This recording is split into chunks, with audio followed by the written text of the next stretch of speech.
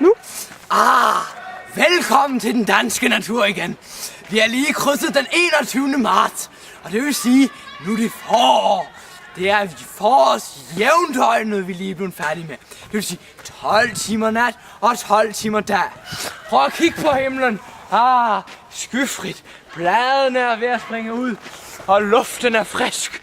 Man kan sådan mærke det helt op i næsen. Det er dejligt. Men lad os gå ud og se på naturen, om vi kan finde nogle tegn på disse forår. Nej, hør nu. Det er fuglene, der kvidder. Det betyder forår. Fordi om forår, der parer fuglene sig. Det er sådan, de kalder. De kalder på hunderne. Prøv at høre. Ja, den er god nok. Der er sgu forår i luften. Se, det her det er interessant. Nu? Se, det her det er interessant. Prøv at se. Prøv at kigge på jorden her. Den er stadigvæk helt våd og vædet. Det kan betyde, der har lagt vand. Den er blevet gennemtrængt af vand og lavet de her mærkværdige mønstre og neddybninger. Men det er jo ikke alle steder. Det er jo ikke jævnt fordelt. Det vil sige, vi har altså haft sne på dette sted. Solen, den dejlige sol, har derfor smeltet den her sne, så det bliver til vand og går ned i græsset og væder det. Kom, lad os gå ind i skoven. Ja, se her. Små skud. De er ved at springe ud. Men på grund af, at det er så tæt på vinter, må vi nok vente med at se de her små skønheder. Men vi kan blandt andet snart vente os, at den hængende pil, den vil springe ud.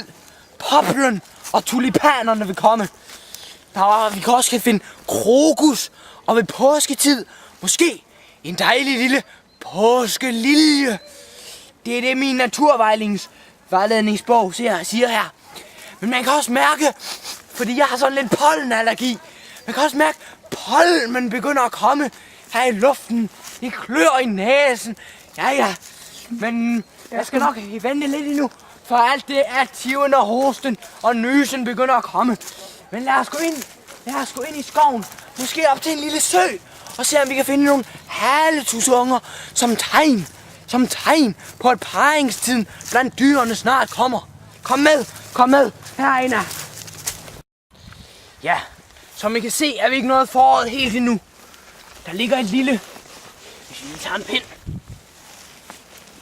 et lille lag is stadig på søen, så frøerne er nok ikke begynder at lægge æg endnu.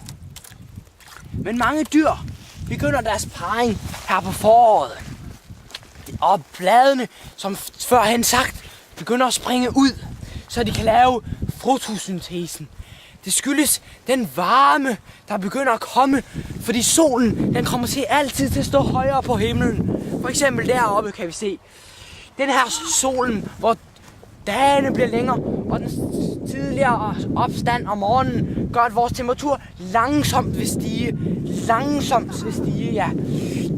Og hvis vi så kan få et godt skydække hen over himlen med noget vanddamp, så vil vi også kunne begynde at holde den her varme inde og begynde at nærme os den mere varme tid her på året. Ja.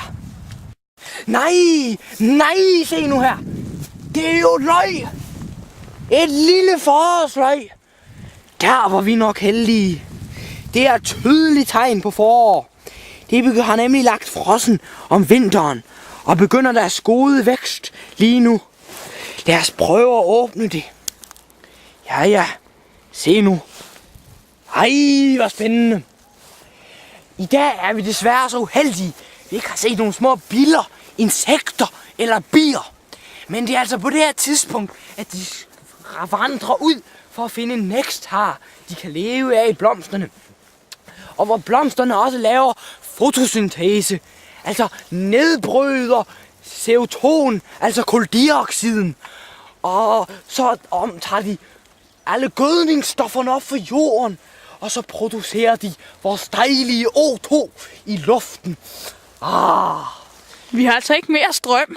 Okay.